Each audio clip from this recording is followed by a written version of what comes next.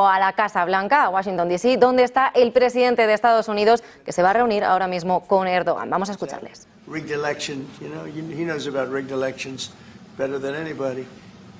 But when I was in exile, we were still friends. That's always a good way to find out, test a friendship. But he's a highly respected man. He's respected very much in his country and all throughout Europe and throughout the world where they know him. He's built a tremendous military, powerful military, uses a lot of our equipment. And it's an honor to have him at the White House. We're going to have a lunch together. We're going to have a discussion, big discussion. We do a lot of trade with Turkey, and we're going to continue. We're going to do some additional trade. They want to buy F-16s, F-35s, and some other things, and we're going to talk to them about that. And we're just going to have, I think, a very interesting couple of hours. We're going to get a lot done. But I have great respect for this man, and we've had a very good relationship for a long time. If you remember, he led Pastor Brunson. He freed Pastor Brunson. Pastor Brunson was put in jail for 35 years before I got there. This was a group that should have stopped it, and the president, after I called him, released him, which was a great thing for our Christian community. Our evangelical community, the evangelicals really wanted that. It was very important to him, so I always remembered that. But he released him from 35 years in prison. And Pastor Brunson now is healthy, happy, and well. And we're very happy about that. But it's a great honor to have the president of Turkey with us. And how are you? Fine. Say a few words. And you? Great guy. Öncelikle bu ziyaretimizi Birleşmiş Milletler Genel Kurulu'yla iç içe olan bir dönemde gerçekleştirdiğimizden dolayı arkadaşlarımla beraber çok mutluyuz. Gerek Sayın Trump'ın birinci döneminde gerekse ikinci dönemde Türkiye-Amerika ilişkilerinde farklı bir süreci yaşıyoruz. Kendilerinin de az önce ifade ettiği gibi gerek F-35 konusu, gerek F-16 konusu, gerekse Halk Bankası'yla ilgili aramızdaki ilişkiler konusunu bugün etraflıca görüşme fırsatı bulacağımıza inanıyorum. Heybeliada okuluyla ilgili ise orada üzerimize ne düşerse biz onu zaten yapmaya hazırız. Dönünce de Sayın Bartolomeo'yla bu konuyu görüşme fırsatı bulacağım. First, Mr. President, I am very pleased that this visit actually coincides with the 80th UNGA. So I am very pleased to be here with my colleagues and friends. And as we have said, during the first term of your presidency and during your second term, we are able to carry Turkey and U.S. relations to a much different level and process. And as you've said, we have an opportunity here today to be able to discuss some of the issues regarding the F-35, the F-16, and also the Halkbank case, and we will have an opportunity to thoroughly discuss them. And based on what you have mentioned regarding the Heybeliada school, we are ready to do whatever we can that falls on our part, and I will, when I get back, try to discuss this issue with the esteemed Mr. Bartholomos to discuss how we can move forward on that. Okay, very good. I would like to be able to do that. The Greek Orthodox Church was here, and they would really like to have some help. They need some help, and I said I'd mention it. We appreciate it. So this is a tough man. This is a guy who's highly opinionated. Usually I don't like opinionated people, but I always like this one. But he's a tough one, and he does an amazing job in his country. And we've had tremendous relationships, both having to do with war and having to do with trade. And I guess today we're talking about both. I'd like to have him stop buying any oil from Russia while Russia continues this rampage against Ukraine.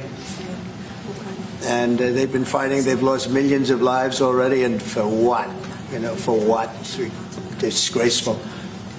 And I said yesterday, let it keep going because their economy is absolutely terrible right now. And I think it's a shame that they're doing that, killing a lot of people unnecessarily. 7,818 people were killed last week, mostly military people, their people and Ukrainians. More Russians, actually, than Ukraine, a little bit more. But it's such a waste of human life, and so he ought to stop. Putin ought to stop. And with that, we'll get to a little bit of a discussion. We're going to make some great trade deals for both countries. We do a lot of business with Turkey. They build great products. They build beautiful, great products, really fantastic manufacturers. And we buy a lot from them, and they buy a lot from us. Would you have any questions, please? You repeatedly called out Obama and Biden administrations for their stupid decisions. One example you gave was the refusal to sell the Patriot missile defense systems to Turkey, which resulted in the expulsion of the country from the F-35 program. Now, you are known to be a great deal maker in Turkey. What can you do to undo this stupidity? Yes, CNN, sir. CNN? Well, because you sounded like a nice guy, but CNN is fake news. I mean, but you sound like the real deal to me, so I'll answer the question. We're going to be discussing the Patriot system, which is the best system. We'll discuss that. We're going to discuss the F-35. We'll be discussing all of the things that you know about and that some of that you mentioned. And I think he'll be successful with buying the things he'd like to buy. What concrete steps can you take? Well, we'll have to see. We haven't even started yet. But I know he wants the F-35, and he's wanted that, and we're talking about that very seriously. And the F-16, we're in great shape. Certain other things he needed, as you know, and I'm going to see to it that we get that to him. He needs certain things, and we need certain things. And we're going to come to a conclusion. You'll know by the end of the day. Go ahead, please. Sayın Cumhurbaşkanı, siz Başkan Trump'ın ne kadar barış için çabalar gösterdiğini daha önce de söylemiş bir cumhurbaşkanısınız. Ve siz de bölgede birçok ülkeyle, birçok liderle görüşmeler, kontaklar kurabiliyorsunuz. Bu konuda birlikte nasıl çalışabilirsiniz gelecekte? Buna inandığım için zaten bunları söylüyorum. Birlikte el ele bölgedeki bu sıkıntıları aşacağımıza da... Pendientes de esta comparecencia, esta reunión bilateral entre Recep Tayyip Erdogan y Donald Trump, donde el presidente de Estados Unidos vuelve a la carga. Lleva días diciendo a los países europeos que deben dejar de comprar el petróleo ruso. Se lo acaba de decir a la cara a Erdogan. Dice que están financiando una guerra en suelo europeo. Van a hablar sobre los F-35, sobre los F-16 y dice que la guerra en Ucrania se va de las manos, que para qué sirve, que Putin debe parar. Trump carga contra Erdogan, dice que tiene que dejar de comprar el petróleo ruso. Seguimos escuchando a Trump. Mr. President, when are you planning to lift sanctions against Turkey? Sanctions against Turkey? Could be very soon. If we have a good meeting, almost immediately. President Erdogan is removing tariffs on U.S. goods. And what impact it would be in U.S. production? Where are you from? Turkey. I see. We have a lot of people from Turkey here. That's good. Because I like the questions very much, actually. They're very nice questions. We'll see about tariffs. We're going to be talking about tariffs. We already removed them. Well, we're going to be talking about that.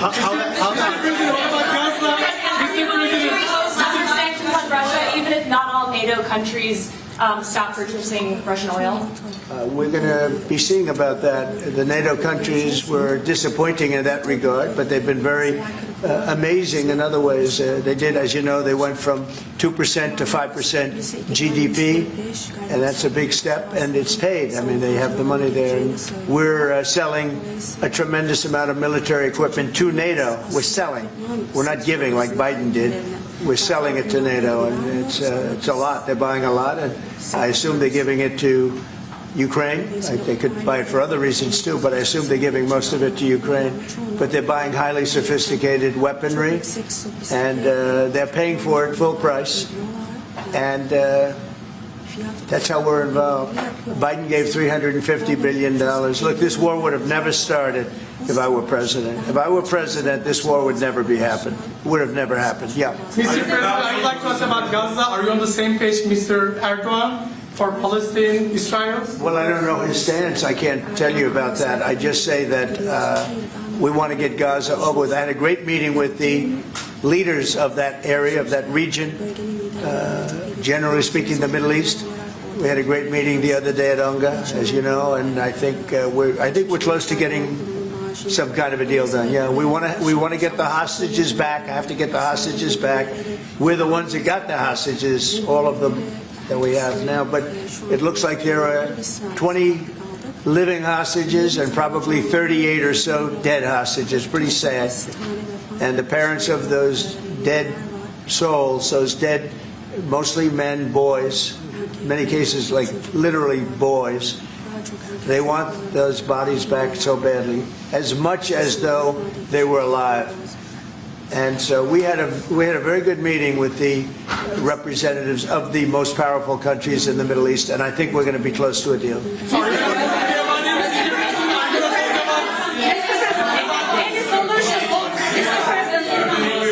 Mr. President, we've noticed that in the Ukrainian war and during the Israeli-Iran war, the airspace of the NATO countries is very fragile and it needs to be stronger. And in that sense, Turkey being the second largest army in NATO, it needs to support its air force and air defense. How do you look at this issue in general as a NATO? Well, we support them. I mean, we're in NATO, and you know they're paying now 5% of GDP. Nobody thought that was possible, and they agreed to that 6 months ago when I was there. And the relationship is very good. The NATO countries, with us, is the strongest it's ever been. We used to complain that they're paying 2%, but they're not paying. The United States was paying almost everything, and now they're paying 5%, and they paid. And that's trillions of dollars. You know, we're talking about trillions of dollars. And they're spending that, giving that money to us, and we are giving them great defensive, you know, the Patriots and all of the different javelins, all the different missile systems and everything else that they want. But it's, it's trillions of dollars. So we appreciate that they did that. So they went from 2% to 5% of GDP, and that was something that nobody even would bring up. Biden should have brought it up a long time ago, because under Biden, we paid $350 billion, and all it did is make things worse. So we'll see how it goes. 35s to Turkey, fighter jets, F-35s. Yeah, we're talking about the fighter jets for Turkey. Yes, we are.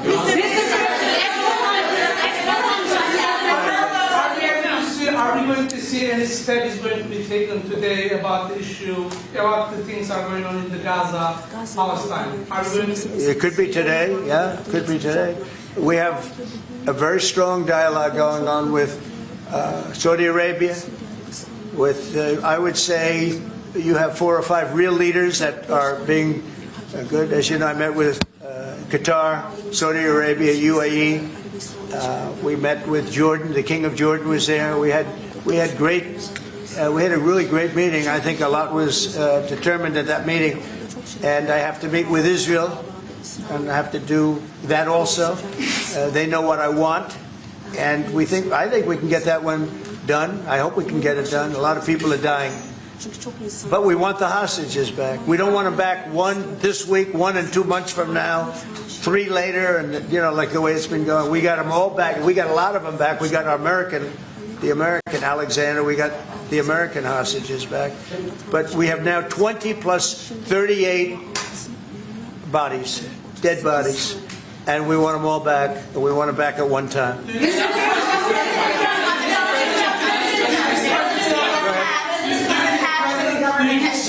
President Erdogan will help to release the hostages?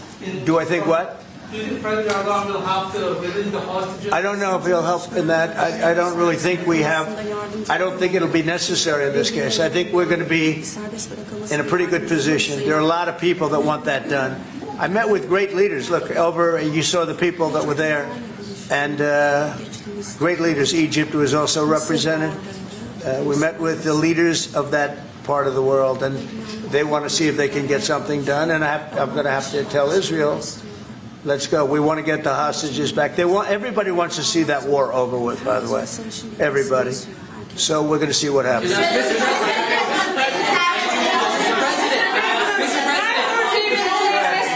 Mr. President, how do you see a joint initiative with President Erdogan to bring the Russia, Putin, and President Zelensky to the negotiating table?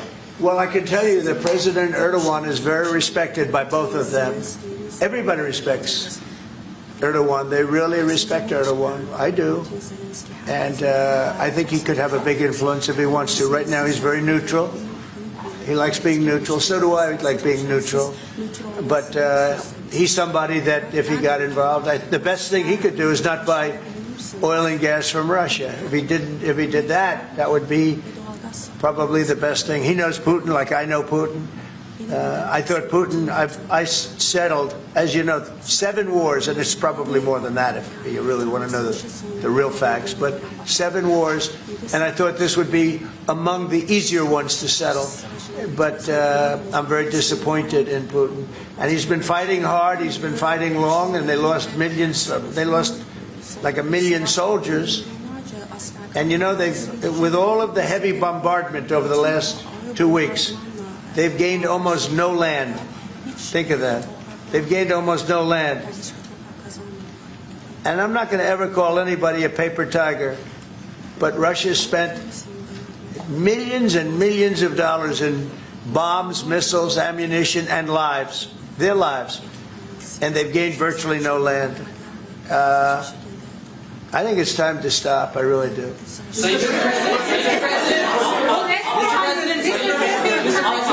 A few months ago, you met with Aliyev and Pashinyan. Can you follow up? So where? You met with Aliyev and Pashinyan, Azerbaijan President Aliyev and Pashinyan. Can you follow up on what you want to say about current process? No, I can't. I like this guy. I like him. He's from CNN. Fake news, the worst fake news, but I like him. So it's CNN Turkey. I'll get Brian. Go. Syria has been a major issue between the 2 countries for the past decade. And you said the future to Syria is in Erdogan's hands back in, I think, December and January. And the countries are in the process of integrating little fractures into the main government. When do you want to see that happen? Well, I think President Erdogan is the one responsible for Syria, for the successful fight in ridding Syria of its past leader. And I think this man is responsible. He doesn't take the responsibility, but it's actually a great achievement. They've been trying to do it for 2,000 years. I said, he does it. He did it. I mean, they're your surrogates. I think you should take the credit for it. I told him, take the credit. For 2,000 years, you've been trying to take over Syria. He took over Syria, and he doesn't want to take the credit. You know, all of those people are his surrogates. But the leader of Syria, the new leader, as you know, I took sanctions off in order to let them breathe, because the sanctions were very strong. But I think we should have a major announcement today. He was responsible for that victory. It was a victory for Turkey, because they've been fighting, as you know, for like 1,000 years, and it never went, you know, it was back and forth, but he's responsible for that. So he would have a lot to say with respect to Syria. But at his request, I took, and the request also of the King of Saudi Arabia, it's very interesting, and Qatar, they said if you could take the sanctions. We had very strong sanctions. They couldn't have lived with those sanctions, and I took them off to give them a chance to breathe. But the president was one of the people that was responsible for that. He asked me to do it, and I did it. Mr. President, furloughs are very typical when the government shuts down. Why is the administration directing federal layoffs of federal workers this time around? Well, this is all caused by the Democrats. They asked us to do something that's totally unreasonable. They never change. They want to give money away to illegally, people that entered our country illegally. They want to give them massive federal money. And we don't want to do that because it means everyone's going to just keep pouring back. Right now we have absolutely perfect borders like you haven't seen in many years. Even better than I had great borders during my 4 years, but these borders are stone cold closed. You can only come into our country legally now. But the Democrats want to give it all away. They want to open up the borders. Take a look at that. Big thing. They want to open borders again after what we're going through now, getting rid of prisoners, getting rid of all of these people dropped out from mental institutions, drug dealers, drug addicts, everything. They're putting everybody into our country. It's all ended now. But this is what Schumer wants. This is what the Democrats want. They want to have, and they want to take our money. We're doing well because of tariffs. We're doing unbelievable. We're making more money than we ever have made. And by the way, we're going to take some of that tariff money that we made, just to get off the subject for a second. We're going to take some of that tariff money that we made. We're going to give it to our farmers, who are, for a little while, going to be hurt until it kicks in. The tariffs kick into their benefit. So we're going to make sure that our farmers are in great shape because we're taking in a lot of money. We're finding, the other day, it was very interesting, they found $31 billion. They said, sir, we found 31. I said, you mean positively, right? They said, yeah, 31 million more than we knew. And they said, we don't know where it came from. I said, check the tariff shelf. They came back the following morning. They said, you're right, sir, it came from the tariffs. We've never seen anything like this. So what we're going to be doing is we're going to be taking some money from all of the tariff money that we've taken, and we're going to distribute it to our farmers until the tariffs kick into their benefit, which ultimately the farmers are going to be making a fortune. But it's a process of, it has to kick in. All right, maybe one more question. There was another shooting at an ICE facility in Texas yesterday. Terrible. Detainees were killed. The FBI director posted on social media bullets that were engraved with the message anti-ICE. Right. He just posted another thing on social media saying they recovered a handwritten note from the subject that read, hopefully this will give ICE agents real terror to think, is there a sniper with AP rounds on that roof? Who do you hold responsible for the uptick in left-wing violence in the country? Radical left rhetoric. The radical left is causing the problem. They're out of control. They're saying things, and they're really dumb people. I mean, I look at Crockett. I look at some of these people. They're very low IQ people, actually. But the radical left is causing this problem, not the right. The radical left. And it's going to get worse, and ultimately it's going to go back on them. I mean, bad things happen when they play these games. And I'll give you a little clue. The right is a lot tougher than the left. But the right's not doing this. They're not doing it, and they better not get them energized, because it won't be good for the left. And I don't want to see that happen either. I'm the president of all the people.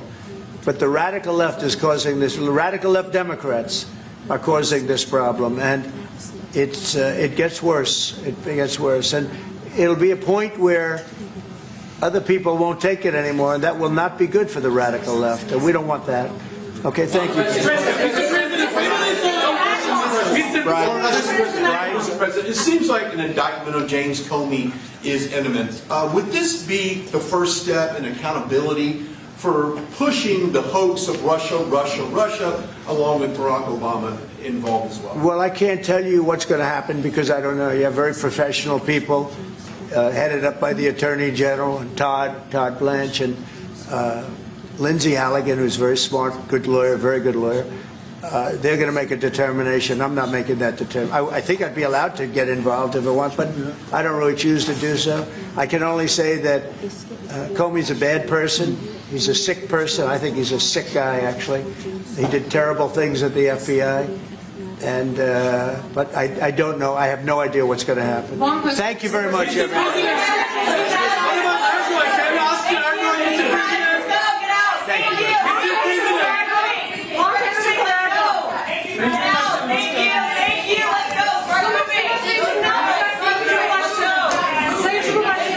Hasta aquí ha llegado esta reunión bilateral del presidente de Estados Unidos, un Donald Trump que anuncia que va a haber noticias importantes en el día de hoy sobre Siria. Se espera otra comparecencia, eso de las 9:30 de la noche en España, en un día en el que también se habla de que puede firmar el acuerdo de TikTok, pero el presidente de Estados Unidos ha sido duro con Recep Tayyip Erdogan. Con el presidente turco dice que le gusta, pero que es muy cabezón y que no le suele gustar la gente de esa forma. Decía también que tiene que dejar de comprar el petróleo a Rusia mientras sigan en este conflicto. Dice que Rusia está gastando miles de millones y no está consiguiendo ningún territorio. Una vez más ha insistido en su mensaje en que está muy decepcionado con el presidente ruso, con Vladimir Putin, y ahora también sobre la situación en Oriente Medio. Dice que está dialogando con los principales líderes árabes, poniendo el énfasis en Arabia Saudí, en los Emiratos Árabes Unidos o en Qatar. Espera un acuerdo sobre Gaza muy pronto. Mañana escucharemos